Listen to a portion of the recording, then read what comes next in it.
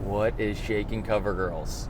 In today's video, I want to talk about deferred maintenance and why that has been a big problem for some of the DSO companies in the last 5 to 10 years, especially groups that have relied heavily on an aggressive roll-up strategy. When doctors are looking to sell their office, a lot of times they're not reinvesting into the physical equipment, into the space for at least 3 to 5 years. A lot of times it's longer than that.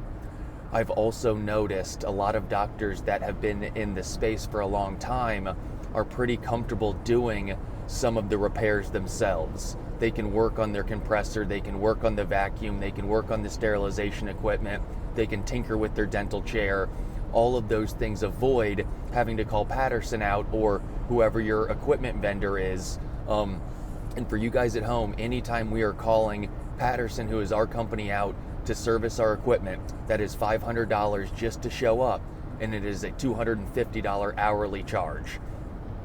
So those expenses add up quite quickly. And if you have not budgeted correctly from a CapEx standpoint, it can really eat into your returns. And I think it is something that has not been baked in enough into our industry. When you're putting new associates into these offices, they are not equipped to be able to do any of the equipment maintenance. So that is always now a call to Patterson, where before the previous operator could do maybe 50% of that work themselves and keep that money internally. So not only is the equipment going up, the equipment is also getting more intricate. So we made a video just yesterday talking about how now with the new vacuums and compressors that we're buying, we are really being strongly recommended to buy buck boosters for them. That adds another $5,000, $6,000, $7,000 per installation.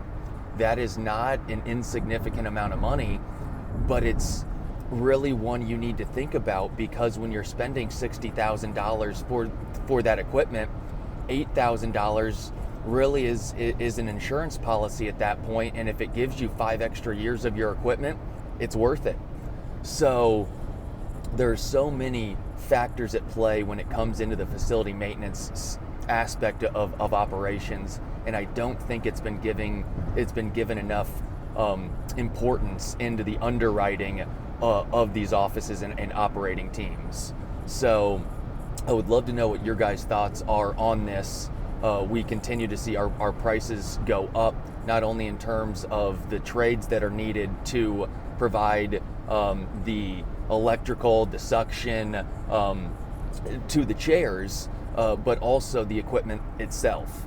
So again, we are seeing another at least 5, more so 10% increase again this year for said work, and that absolutely affects the performance of your company. In particular, if you were heavy into the roll-up strategy and took on a lot of debt.